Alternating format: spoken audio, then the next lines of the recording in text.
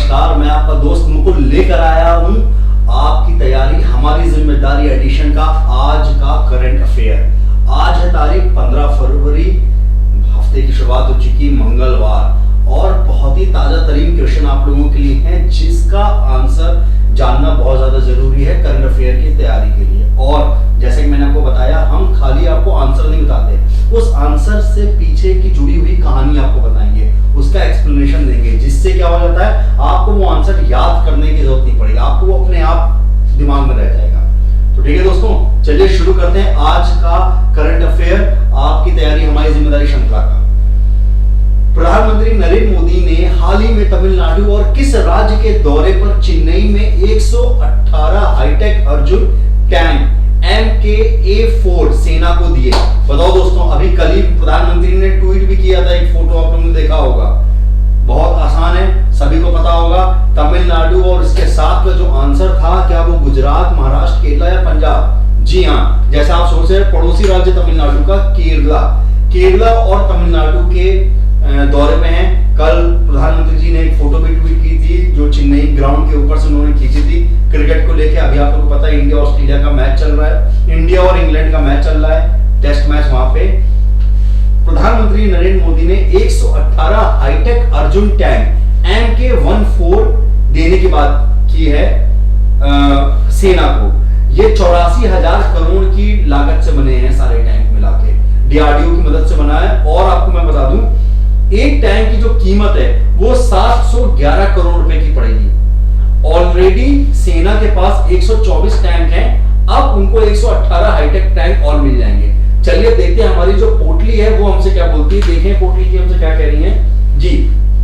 प्रधानमंत्री नरेंद्र मोदी ने हाल ही में तमिलनाडु केरला के दौरे पे 118 हाईटेक अर्जुन टैंक MK-1A सेना को दिए। यह हाईटेक अर्जुन टैंक DRDO ने अपने 84,000 मतलब 8,400 करोड़ की लागत से तैयार किए। साथ ही नरेंद्र मोदी ने केरला के कोचिंग में BPCL, भारतीय पेट्रोलियम, जो कि हिंदुस्तान गवर्नमेंट के अंडर आती है, 1952 में बनी थी, की 6,000 करोड़ रुपए की प्रोपिलीन डेरिवेटिव्स पेट्रोकेमिकल कॉम्प्लेक्शन राष्ट्र को समर्पित किया। अच्छा, इन्होंने 6,000 करोड़ रुपए की एक नई स्कीम लागू की, propylene derivatives petrochemical complex. Narendra Modi ने इसके साथ ही एक बात ये भी कही कि अगर ये चीज हो जाएगी तो ये हर सेक्टर को मददगार होगी और देश की प्रगति पे काफी हेल्प करेगी ये स्कीम। ठीक है दोस्तों, तो उम्मीद करता हूं आपको याद रहेगा। BPCL की 6,000 करोड़ रुपए की प्रोपिलीन डेरिवेटिव्स पेट्रोकेमिकल कॉम्प्लेक्स जो है देश को समर्पित किया। उसके साथ 118 नए हाईटेक अर्जुन टैंक सेना को दिए हैं। इससे पहले सेना के पास ऑलरेडी 124 टैंक हैं। इस पूरी डील की जो कीमत लगी है वो है 8,400 करोड़। एक हाईटेक जो अर्जुन टैंक होगा वो 711 करोड़ का पड़ेगा। चलो नेक्स्ट क्वेश्चन। इलेक्ट्रॉनिक कार बनाने वाली कंपनी टेस्ला ने भारत के किस शहर में पहली मैन्युफैक्चरिंग यूनिट खोलने की घोषणा की? सबको पता है टेस्ला किसकी कंपनी है, पहले हम ऑप्शन देख लेते हैं, पुणे, दिल्ली, गुजरात या बैंगलोर। सबको पता है टेस्ला किसकी कंपनी है? एलन मस्क, अभी हाल ही में दुनिया के नंबर 1 सबसे अमीर आदमी बने एलन मस्क। उन्होंने जनवरी की शुरुआत में ही कहा था कि भारत में एक यूनिट खोलने जा रहे हैं।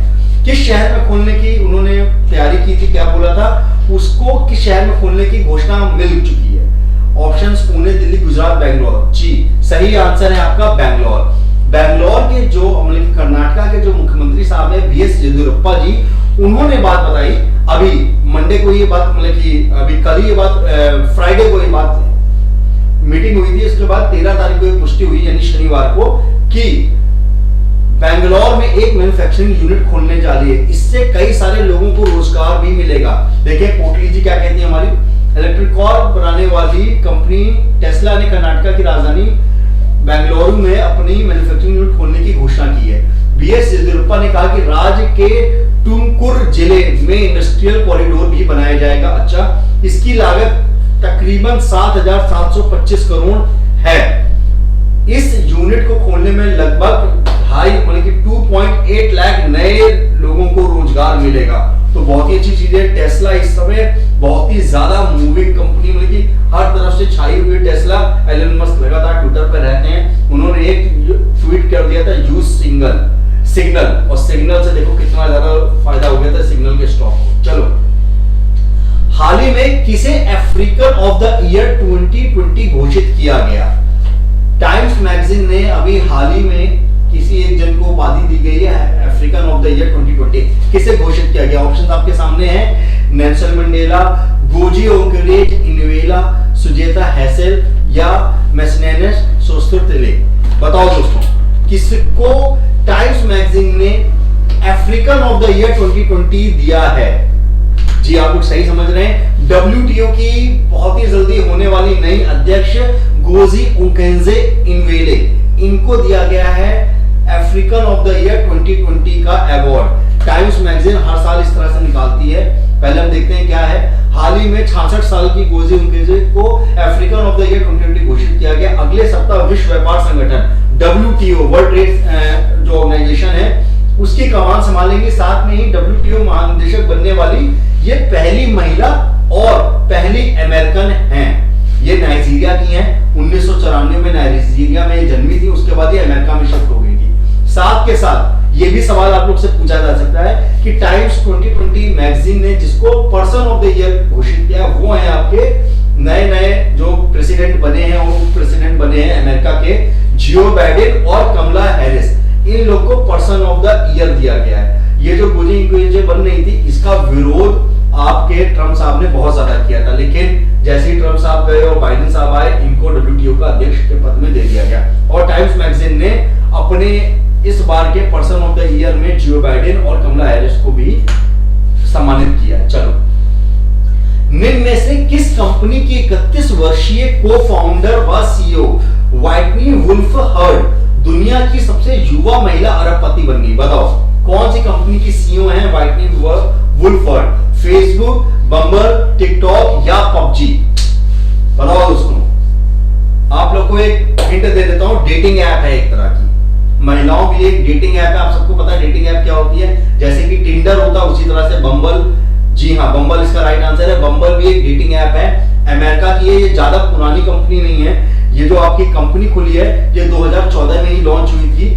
और इनकी जो सीईओ साहब हैं व्हिटनी वेलफोर्ड, ये दुनिया की सबसे युवा महिला अरबपति बन गई है। और इनके बारे में दिलचस्प चीज ये है कि टिंडर के बारे में आप लोगों ने सबने सुना होगा, इंडिया में बहुत ज्यादा यूज किया जाता है, युवाओं के बीच में बहुत लोकप्रिय है। तो टिंडर की भी ये शुरुआती तौर पे एग्जीक्यूटिव थी, मतलब कि जब टिंडर बनाया जा रहा था ये तब भी उसमें भी थी ये। उसके बाद इन्होंने अपनी एक कंपनी खोली बम्बल और उसमें ये बन गई। इनका जो कि शेयर है वो 12% की हिस्सेदारी है, लेकिन इनको बहुत ज्यादा माना जाता है। चलिए देखते हैं क्या कहते हैं हमारे पुटली जी। महिलाओं का ऑनलाइन डेटिंग ऐप बम्बल का शेयर हाल ही में अमेरिका स्टॉक मार्केट की लिस्ट होते ही हिट हो गया, जिसके साथ ही इस कंपनी की को फाउंडर 31 वर्षीय जो कि हैं आपकी सीईओ व्हाइटनी वुल्फ हर्ड दुनिया की सबसे युवा महिला अरबपति बन गई। उनकी इस कंपनी में 12% की हिस्सेदारी है, जैसे कि मैंने आपको बताया, और नेटवर्थ उनकी $150 करोड़ हो गई है। बताओ भाई साहब, $150 करोड़। हिंदुस्तानी रुपया कितना हो गया? हिंदुस्तानी रुपया हो गया आपका 10,000 करोड़ रुपए हो गई है। भाई साहब बहुत बढ़िया चीज है। चलिए मूव करते हैं अपने 5वें क्वेश्चन पे।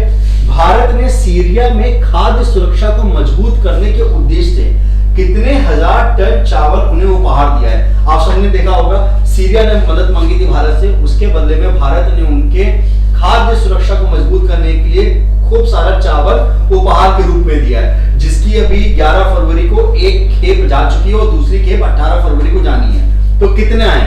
2000 टन, 4000 टन, 6000 टन या 8000 टन? बताओ दोस्तों, सोचो। ये बहुत ही ज्यादा जरूरी क्वेश्चन है, याद रखिएगा इस चीज को। और इसका आंसर है 2000 टन। जी हाँ, 1000 टन 11 फरवरी को जा चुका है और बाकी 1000 टन 18 फरवरी को जाएगा। और इसको वहां के राजदूत जो हैं हिफ्जुर रहमान, उन्होंने ये भेंट किया वहां के जो लोकल बॉडी एडमिन है या जो वहां के ministry head of supreme relief fund के हैं हुसैन मैकलोफ, उनको उन्होंने ये चीज गिफ्ट की हमारे जो राजदूत एम्बेसडर है वहां पे हिजुफुर रहमान जी ने। और 11 तारीख को ये 1000 टन वहां पे पहुंच चुका है और बाकी आने वाले 18 तारीख को भी 1000 टन चला जाएगा। और सीरिया और भारत के बारे में हमको पता है, सीरिया और भारत के संबंध हमेशा से अच्छे रहे हैं। ऑल्दो सीरिया मतलब कि एक इस्लामिक कंट्री, तो लोगों को लगता है पाकिस्तान के साथ उसके संबंध अच्छे होंगे, लेकिन ऐसा नहीं है। सीरिया की मदद इंडिया ने टाइम टाइम पे की है। आपको मैं ये भी बता दूं कि सीरिया ने कश्मीर के टाइम पे इंडिया की साइड से बोला था, सीरिया ने। तो सीरिया और भारत के संबंध अच्छे हैं। चलो, ऑस्ट्रेलियाई बल्लेबाज स्टीव स्मिथ को शानदार प्रदर्शन करने के लिए कौन सी बात हाल ही में एलन बॉर्डर मेडल से सम्मानित किया गया? एलन बॉर्डर मेडल आप लोगों को पता होगा, एलन बॉर्डर मेडल है, 2000 में चालू किया गया था ये अवार्ड। ये ऑस्ट्रेलिया के सबसे बेस्ट क्रिकेटर को दिया जाता है अवार्ड। तो स्टीव स्मिथ को कौन सी बार ये मिला है? ऑप्शंस हैं आपके, पहली बार, दूसरी बार, तीसरी बार या चौथी बार। बताओ दोस्तों, कौन सी बार में मिला है? जी, इसका सही आंसर है तीसरी बार। तीसरी बार में मिला है। ऑस्ट्रेलिया में क्या है ना कि ऑस्ट्रेलिया में जो बेहतरीन क्रिकेटर्स होते हैं उनको एक एलन बॉर्डर मेडल दिया जाता है। ये है मेल क्रिकेट में। और जो वुमेन्स क्रिकेट होती है, मेंस क्रिकेट में तो एलन बॉर्डर होता है, वुमेन्स क्रिकेट में दिया जाता है बेलिंडा क्लार्क। ये भी एक शानदार क्रिकेटर थी ऑस्ट्रेलियाई वुमेन्स टीम की। इन्होंने 1991 से लेकर 2005 तक ऑस्ट्रेलिया वुमेन्स टीम को नेतृत्व किया था और उसमें ये खेलती थी। तो ये बहुत अच्छी प्लेयर थी। तो जितनी भी महिला क्रिकेट होता है ऑस्ट्रेलिया में, उन लोग को दिया जाता है अवार्ड बेलिंडा क्लार्क के नाम से। और जो मेल मतलब मेंस क्रिकेट होता है उनको दिया जाता है एलन बॉर्डर मेडल दिया जाता है। एलन बॉर्डर साहब के बारे में सबको पता है, 1974 से लेके सन 1994 तक 20 साल इन्होंने ऑस्ट्रेलिया के लिए खेला था और एक महान बल्लेबाज थे एलन बॉर्डर, बहुत बड़ी हैसियत थे। जी चलिए देखते हमारी पोटली जी क्या कहती है इसके बारे में। तीसरी बार ऑस्ट्रेलियाई बल्लेबाज स्टीव स्मिथ को शानदार प्रदर्शन के लिए तीसरी बार हाल ही में एलन बॉर्डर मेडल से सम्मानित किया गया। यह मेडल ऑस्ट्रेलिया में साल के सबसे अच्छा प्रदर्शन करने वाले पुरुष खिलाड़ी और बेलिंडा क्लार्क, जो कि मैं बता रहा था कि महिला खिलाड़ी को दिया जाता है। चलिए दोस्तों, मूव करते हैं नेक्स्ट क्वेश्चन जो है क्वेश्चन नंबर 7। सुशील कुमार और साक्षी मलिक को हाल ही में किसने वार्षिक अनुबंध से बाहर किया? सुशील कुमार रेसलर और साक्षी मलिक दोनों रेसलर, इनको हाल ही में किसने अपने अनुबंध, अपने करार से बाहर किया है? ओलंपिक संघ, भारतीय कुश्ती महासंघ, नाबार्ड या नाडा? सोचो दोस्तों। जी राइट आंसर है भारतीय कुश्ती संघ। एक्चुअली में क्या हुआ, सन 2019 की जो वर्ल्ड चैंपियनशिप हुई थी उसके बाद से लेके अब तक सुशील कुमार ने किसी भी इंटरनेशनल प्रतियोगिता में पार्टिसिपेट ही नहीं किया। और यही हाल आपका साक्षी मलिक का था, उनका प्रदर्शन दिन ब दिन गिरता जा रहा था। तो इन लोग क्या कैटेगरी होती है, जैसे आप लोग को क्रिकेट में पता है कि कैटेगरी होती है, ए कैटेगरी, बी कैटेगरी, इसी तरह से कुश्ती महासंघ में भी कैटेगरी रखी जाती है। तो अभी तक सुशील कुमार और साक्षी मलिक आपके ए कैटेगरी में आते थे, तो उसके तहत इनको क्या होता था, 30 लाख रुपए सालाना भारतीय कुश्ती संघ की तरफ से इनको दिया जाता था। लेकिन अब इन लोग को ए कैटेगरी से हटा के बी कैटेगरी में कर दिया गया और जो ए कैटेगरी में लाए गए हैं वो आपके अभी युवा हैं, एक अंशु मलिक और हरियाणा की हैं सोनम मलिक। अंशु मलिक जो है वो 57 किलो वर्ग के प्लेयर हैं और जो आपकी सोनम मलिक है वो 62 किलोग्राम वर्ग की महिला रेसलर हैं। ठीक है दोस्तों, चलिए हमारी पोटली जी क्या कहती है इसके बारे में देखते हैं। सुशील कुमार और साक्षी मलिक को हाल ही में भारतीय कुश्ती महासंघ ने वार्षिक अनुबंध से बाहर कर दिया और उनकी जगह युवा पहलवान अंशु मलिक और हरियाणा की सोनम मलिक को ए कैटेगरी में शामिल किया गया है। चलिए मूव करते हैं अपने क्वेश्चन नंबर 8 पे। स्टीवन स्पिलबर्ग को सिनेमा में योगदान के लिए किस देश ने जेनिसिस पुरस्कार दिया गया? जेनिसिस पुरस्कार के बारे में मैं आपको बताता हूं, पहले आप लोग ऑप्शन देख लो, जापान, इराक, इजराइल या सऊदी अरेबिया। स्टीवन स्पिलबर्ग बहुत ही फेमस डायरेक्टर हैं, हॉलीवुड में है, अमेरिकन है, बहुत ही ज्यादा फेमस है, इनकी बहुत सारी बड़ी बड़ी मूवीज आई हैं। किस देश ने दिया है? ऑप्शन है आपका, जी हाँ, इजराइल। जेनेसिस जो आपका पुरस्कार होता है, ये एक पुरस्कार इजराइल ने चालू किया था सन 2014 में। दुनिया भर में जितने भी ज्यूज हैं, आप सबको पता होगा, यहूदी जो आपके इजराइल के नागरिक होते हैं या किसी और देश में भी रह रहे हैं यहूदी, अगर उन्होंने समाज के लिए, ज्यूस लोगों के लिए कोई बहुत बढ़िया काम किया है तो उसके उपलक्ष्य में इजराइल उनको जेनेसिस पुरस्कार देती है, जिसकी राशि होती है आपकी 1 मिलियन यूएसडी, $1 मिलियन, यानी कि 10 लाख यूएस डॉलर उनको उपहार के रूप में दिया जाता है एनुअल प्राइज में। तो स्टीवन स्पिलबर्ग को याद किया गया, उन्होंने बहुत सारी अच्छी अच्छी मूवीज बनाई और ज्यूस मतलब कि यहूदी हैं वो, और वो काफी ज्यादा पक्षधर रहे यहूदियों के और उनके लिए बहुत सारे उन्होंने तो इसी के उपलक्ष्य में उनको जेनेसिस पुरस्कार इजराइल सरकार ने दिया है। देखते हैं क्या कहते हैं। स्टीवन स्पीलबर्ग को सिनेमा में योगदान के लिए इजराइल ने जेनेसिस पुरस्कार दिया गया। उनको उनके परोपकारी कार्यों और होलोकास्ट में की स्मृति को संरक्षित करने के उनके प्रयासों के लिए पुरस्कार से सम्मानित। होलोकास्ट आप सबको पता है, जर्मनी में जब यहूदियों के साथ बहुत अत्याचार हुआ था और जब हिटलर ने उन लोगों को मारना चाहिए तो उसको होलोकास्ट कहा जाता। उस दौरान की स्मृतियों को संभाल के रखने के लिए स्टीवन स्पीलबर्ग को जेनेसिस पुरस्कार दिया गया है। ठीक है दोस्तों, तो ये था हमारा आज का करंट अफेयर। उम्मीद करता हूं आज के क्वेश्चन आप लोगों ने जो एक बार पढ़ लिए अब आपको याद हो गए होंगे, आपको दोबारा देखने की जरूरत नहीं पड़ेगी। उसके बाद भी इस जो क्विज था इसकी पीडीएफ आपको नीचे डिस्क्रिप्शन बॉक्स में मिल जाएगी, आप वहां से ले सकते हैं पीडीएफ, और हमारे पुराने वीडियोस भी देख सकते हैं। डेली का अपडेट हम लोग आपके लिए लेकर आते हैं। आज का करंट अफेयर सेशन आपको कैसा लगा हमें जरूर से कमेंट सेक्शन में बताइएगा। जिन लोगों ने चैनल को सब्सक्राइब नहीं किया है चैनल को सब्सक्राइब करें। डेली हम लोग आपके लिए करंट अफेयर लेकर आने वाले हैं। उम्मीद करता हूं आप सब लोग स्वस्थ रहें, मस्त रहें और अपना ख्याल रखें। दोस्तों नमस्कार।